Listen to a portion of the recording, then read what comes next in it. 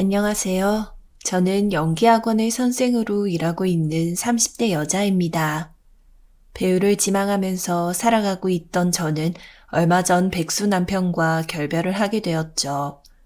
백수로 오랫동안 지내오며 매일 술 아니면 게임만 하는 남편과 살아가던 하루하루는 지옥이나 다름없었습니다. 돈 못 벌어도 좋으니 사랑만 있으면 좋겠다 생각했었던 20대의 제가 원망스러울 지경입니다. 너무나 사랑했었던 남편이지만 생각이 바뀌기까지의 과정에 대해서 얘기를 해볼까 해요. 남편은 결혼 전만 하더라도 축구를 하던 사람이었습니다. 비록 일부 리그는 가지 못한 만년 3년 리그 선수였지만 일부 리그에 언젠가는 오를 것이라는 희망을 가지고 열심히 운동을 하던 사람이었죠. 그런데 그런 남편은 저와 결혼을 한 지 얼마 되지 않아 상대팀과의 준결승전에서 무릎을 크게 다치고 말았죠. 매일같이 하던 러닝이며 근력 운동, 스트레칭은 재활에만 투자를 해야 하는 시간이 되었죠.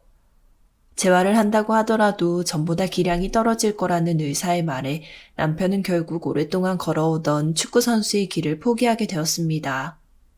저는 운동을 해오던 성실함이 있으니 남편이 꼭 축구선수로 성공하지 않고 무슨 일을 한다고 하더라도 성공할 것이라는 믿음이 있었습니다. 그런데 남편은 재활을 제대로 받지도 않고 매일 술에 취하거나 게임을 밤새도록 하는 등 나태한 모습을 보였죠. 재활은커녕 취직에도 전혀 관심이 없는 모습을 보이고 그냥 꿈이며 희망이라는 단어 자체가 머리에서 증발한 것 같은 사람이 되었습니다. 일이 이 지경이 되자 시부모님을 통해서 설득을 해보기도 하고 상담을 받아보기도 했었지만 남편의 무기력한 상태는 도저히 개선되지 않았죠. 하루는 축구선수로 지내면서 친하게 지내던 동료들과 술자리를 가지게 되었었는데 거기서 술병을 집어던지기도 하는 등 아주 난동을 부리는 일도 있었습니다.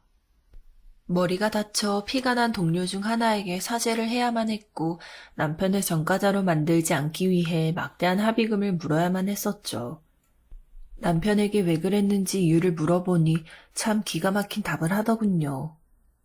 친구, 아니 그 새끼들이 나보고 뭐라고 하는지 아냐? 아내가 학원 운영하면서 돈 잘 벌어다 주니까 너는 쓰기만 하면 된다고 그러더라. 내가 그렇다고 이 처지에 불행하거나 말할 수야 없지. 물론 나도 너가 벌어주고 기둥이 돼줘서 고맙기는 하거든. 고맙지. 항상 감사하면서 어떻게든 나한테 이런 아내가 있나 감사하거든. 그런데 대체 왜 그랬냐고. 이유를 지금 묻고 있잖아. 당신이나 사람들이나 나 자꾸 힘들게 하니까. 내가 못났다고 말뿐만이 아니라 행동으로도 그렇게 드러나니까. 사람을 자꾸 작아지게 만들고 쪼그라들게 하고 짜증나게 하니까. 당신 대체 왜 이렇게 됐어? 나 당신이 돈 못 벌어도 된다고 분명히 말했다. 단지 당신이 뭔가 성실해하면서 지금처럼 시간 낭비만 하지 않으면 돼. 전처럼 운동이든 뭐든 하면서 하루하루 땀 흘리면서 보내기만 하면 된다고. 말은 그렇게 해도 내가 알바든 뭐든 하길 바라는 거잖아. 내가 열심히 하고 싶은 게 남한테 잘 보이려고 그래야 하는 거야?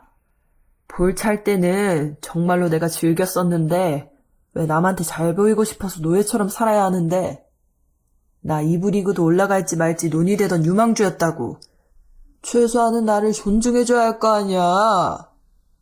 나도 당신 존중해주고 도와주고 싶어. 현실이나 뭐든 상관없으니까 내가 지원해줄 때 열심히 하라는 거야. 야, 이씨, 나 축구 선수였다고. 사람들한테 얼굴 다 팔렸는데 대체 뭘 하라는 건데? 다리 되고 축구 선수로 잘 나가더니 골 좋다는 소리밖에 더 들어?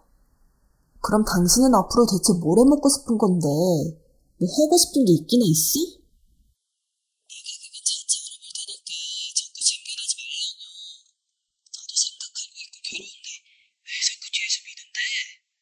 비틀거리면서라도 나도 걷고 있고 뛰고 있다고. 등 안 떠밀어져도 이미 쓰러질 것 같은데. 그만 좀 해. 축구 선수로 오랫동안 활동을 해왔으니 사람들에게 얼굴 팔리는 일을 하기 싫다는 남편. 아르바이트도 하기 싫어 직장에 취직을 하고 싶지도 않아 그렇다고 공부를 하는 것도 아니었죠. 허구한 날 PC방에 가서 게임을 하고 친구들과 어울리며 술을 마시고 돌아오는 나날이 이어졌습니다. 이런 모습만으로도 사실 견디기 충분히 힘든 것이었어요. 엄마에게는 이런 문제를 솔직하게 털어놓을 수도 없었죠. 그래, 요즘도 박서방은 일자리 알아보고 있는 중이라고? 요즘 취업난이라고 하잖아. 그이 나름대로 신경을 쓰고 있는데 잘 안 되나 봐. 정 안 되면 네 아빠 식당에서 일하라고 해라. 엄마도 많이 도와줄 테고 아빠도 적잖이 정 있는 사람이라 힘들진 않을 거다. 운동선수 일 오랫동안 해왔으니까 끈기도 있을 거잖니. 그렇긴 한데 따로 준비하는 게 있는 것 같아. 신경 써줘서 고마워. 난 박서방이 말과도 이쁘더라. 얘가 좀 애가 틱틱거리고 직설적인 편인데 잘 받아주기도 하고 사람이 듬직하잖니. 운동해서 그런지 남자답기도 하고 힘든 일 있을 때 그렇게 기둥이 되어주려면 몸이 건강해야 하거든. 요즘엔 운동도 잘 안 나가는데 뭐. 어쨌건 엄마가 권유해줘서 고맙고 그이한테는 내가 기회되면 운이나 한번 띄워볼게. 그래. 엄마한테 힘든 일 있으면 언제든지 말해야 한다. 엄마랑 아빠는 언제나 네 편인 거 알고 있지? 저는 엄마에게도 솔직히 결혼 생활에 있는 문제를 털어놓을 수 없는 상황이었습니다. 제가 결혼하기 전 대학을 나와서 연극판에서 나름 경력이 있어 차리게 된 연기학원은 생각보다 인기가 많았었고 부모님이 제게 좋은 남자를 소개시켜주겠다고 했었던 걸 만류했었거든요. 돈을 많이 벌지는 못하지만 꿈이 있고 열정이 있는 사람이며 저를 누구보다도 아끼고 이해해준다는 말로 설득했었던 적이 있었는지라 저는 솔직히 엄마와 아빠에게 고충을 토로할 수 없었죠. 반대하시던 결혼을 억지로 설득해서 간신히 성사시켜 놓고 이제 와서 그것을 후회하고 있다거나 힘들다거나 하는 얘기를 하는 건 부모님을 실망시켜 드리고 마음만 괴롭게 하는 일이 아닐까 생각했었습니다. 그래도 엄마가 이런 제 괴로움을 눈치챈 것인지 종종 남편과의 사이에서 힘든 일이 있으면 언제든 말을 하라고 얘기는 했었습니다. 한편으로는 부부 사이에서 일어나는 작은 다툼이나 불화들은 시간이 흘러가면서 많이 개선이 되니 그런 것들을 참고 견디다 보면 좋아질 것도 있을 것이란 격려를 해주기도 하셨고요. 저는 엄마의 말을 믿고 시간이 흘러서 남편이 달라지길 바라봤지만 남편은 어째 날이 갈수록 심각해지기만 하는 사람이었습니다. 당신 오늘도 친구들이랑 싸웠다며? 왜 가만히 있어도 나가는 돈을 폭행 합의금으로 또 까먹어? 당신 정말 왜 자꾸 요즘 날 실망시켜? 사람 왜 자꾸 힘들게 하냐고. 주성이 그 새끼가 나보고 복 받은 놈이라고 하는데 그럼 참아? 직장 상사 때문에 힘들다면서 지 힘든 거 말하는 것처럼 나 매기는 거 참고 있냐고. 그 자식이 백수인 내가 부럽다고 하는데 그걸 내가 가만히 있으면은 등신 취급받는 건데 너는 남편이 등신 호구로 취급받았으면 좋겠냐? 그럼 얘기 나온 김에 하나 물어보자. 당신 그렇게 내 덕에 먹고 사는 거 열등감 가지고 스트레스 받을 거면 대체 왜 일은 알아보지도 않고 있는 건데? 아니면 아직도 축구 선수 하고 싶어서 이러는 거야? 아, 몰라. 나도 내 마음을 잘 모르겠다고. 일단 나 지금 술 때문에 어지러우니까 나중에 얘기하자. 나중에. 응? 당신이 힘들다고 하는데 이러니까 납득이 안 가서 그래. 남들은 포기하고 힘든 일 마주하더라도 하루하루 열심히 살아가. 당신 운동선수 했던 사람이잖아. 그런데 왜 이렇게 주저앉아만 있는 건데? 결국 또 돈 얘기잖아, 돈 얘기. 그놈이 돈 얘기. 좀 이제 그만하면 안 되냐? 내가 언제 일을 못하겠다고 한 게 아니라 지금 알아보고 있는 중이라고. 당신이 자존심 강한 거 알고 있으니까 나도 많이 참았어. 그런데 허구한 날 술 마시면서 몸 상하고 사람들 때리고 다니는 걸 언제까지 할 건데? 이렇게는 나도 못 산다고. 제발 좀 정신 차려. 제발 좀. 그래, 내가 더러워서 돈 벌어오면 될 거 아니야. 돈 벌어오더라고. 제가 잔소리를 심하게 했던 날 집을 뛰쳐나갔던 남편은 2달이 넘도록 연락이 두절되었습니다. 그리고 남편이 다시 제 앞에 나타난 것은 거의 거지몰골이 되어서였죠. 심지어 1,000만 원이 넘는 빚까지 짊어진 채 말이죠. 어떻게 된 것이냐고 연유를 물어보니 스포츠 도박을 해서 돈을 모조리 잃었다고 털어놓더군요. 이 말을 할 용기조차도 없어서 술에 취해 있는 모습을 보니 정남이가 떨어질 지경이었죠. 저는 남편에게 일단 씻고 자라고 한 뒤에 남편이 진 빚을 모조리 갚았습니다. 허무하게 날린 돈이 아까운 것은 둘째치고 돈을 벌라고 했다고 도박이나 하는 모습을 보니 정말 갈 때까지 갔다는 생각이 들었죠. 제발 상담을 받아보라고 권유를 해도 자존심 때문에 들어먹지 않는 남편을 보고 있는 제 속은 하루하루 타들어만 갔죠. 그러던 중에 제게는 나름대로 좋은 일이 생겼습니다. 드라마 쪽 아는 분을 통해서 단역으로 촬영할 일이 생긴 것이었죠. 학원의 홍보도 되고 제 나름대로 배우 쪽 커리어를 쌓고 싶은 마음이 있었기에 촬영에 동의를 하고 계약서도 쓴 상황이었습니다. 제가 기뻐서 남편에게 일을 알리자 남편은 어쩐지 씁쓸한 얼굴로 축하한다고 말을 건넸습니다. 촬영은 무사히 잘 마칠 수 있었고 촬영본을 보자 그림도 이쁘게 나와서 저 스스로 흡족해하고 있었죠. 그런데 함께 드라마를 본 남편의 표정이 그렇게 좋지 않았습니다. 왜 그러냐고 물어봤더니 남편은 코웃음을 치면서 그제야 솔직한 속내를 털어놓더군요. 좋았냐? 잘생기고 어린 놈이랑 물고 빨고 아주 설레고 좋아서 난리가 났네. 축하해줄 땐 언제고 이제 와서 말을 그렇게 바꾸는 거야. 그리고 이미 계약 내용 당신도 확인한 상태였잖아. 당신도 동의해놓고 왜 촬영 다 끝나니까 이러는 건데? 너 저거 연기 아니지? 정말로 저 새끼랑 뭔 일 있었던 거 맞지? 지금 당장 핸드폰 내놔. 확인해보게. 이러는 거 자격지심인 거 알지? 축하는 못해줄 망정. 이제 의처증 증세까지 보이는 거야? 왜 이렇게 사람이 열등감 덩어리가 됐어? 다 부셔버리기 전에 빨리 핸드폰 내놓으라고. 드라마에 나온 제가 키스신을 촬영하는 것을 본 남편은 아예 발광을 하다시피 했죠.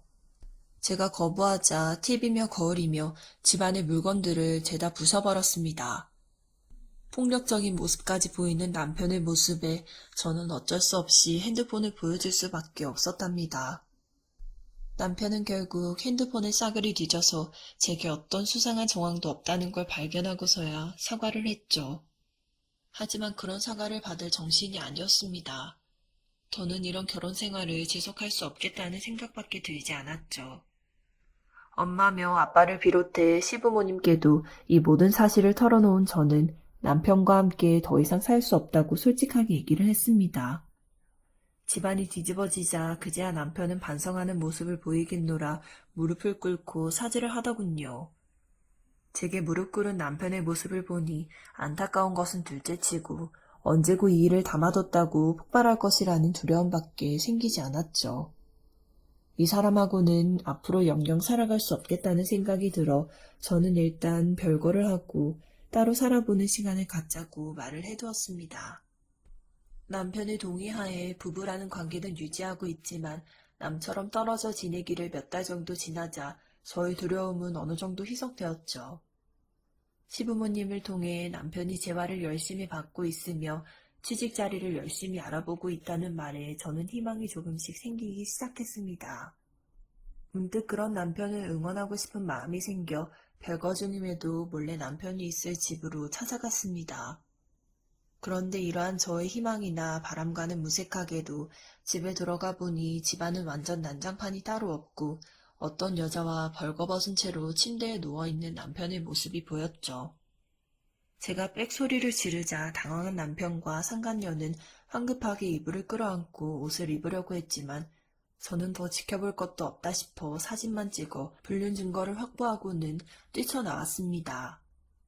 그리고 변호사를 통해서 그간 남편이 제게 저질러왔던 폭언이며 위협적인 모습들, 그리고 불륜의 증거까지도 모조리 정리를 해서 이혼 소송을 진행하기로 했죠. 질리지도 않고 만취해서 친정까지 온 남편은 또 친정까지 찾아와서 무릎을 꿇고 애원을 하더군요. 미안, 여보. 나 이때까지 정말 자존심 상한 것 때문에 당신한테 막대해왔어. 상담도 앞으로는 더 열심히 받을 거고, 당신한테 실수한 거 만회하기 위해서 앞으로는 정말 열심히 살게. 딱 한 번만 일 눈 감고 용서해주라. 정말 사는 게 너무 힘들어서 미칠 것 같아서 이렇게라도 해야 했어. 나는 당신한테 더 주고 싶어도 줄 기회가 없어. 축구 그만두게 돼서 세상의 모든 비극은 당신만 짊어진 것 같지? 그런 당신 지켜보고 그런 집 멋들을 휘둘러대는 당신을 제일 많이 지켜봐야 했던 나도 지옥이었어. 나도 힘들어서 하루하루가 미칠 것 같았다고. 내가 이렇게 사과하잖아. 제발 용서해달라고. 너 지금 나 버리려고 거짓말하는 거 맞지? 별거에서 나 바람피게 하고 뽀뽀하던 그 자식이랑 다시 잘해보려고 이러는 거 맞잖아. 남편은 제게 달려들어 머리채를 잡고 뺨을 때리려고 하더군요.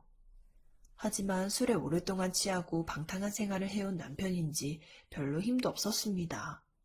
그런 남편을 제 손으로 뿌리친 저는 경찰에 신고를 해서 남편을 연행하게 했죠. 그리고 남편이 마지막까지 제게 폭력을 행사하려고 했던 사실까지 엮었고 상간녀까지 묶음으로 해서 이혼을 잘 마무리해 보상 또한 받을 수 있었습니다. 최근까지도 남편은 연기학원에 방문을 해서 무릎을 꿇는다거나 제게 잘못했다면서 연락을 취해오고 있었어요. 그런 남편에게 진절머리가 났었던 저는 경찰에게 신고할 거니까 또 이러면 콩밥 먹을 거라고 엄포를 놓았죠.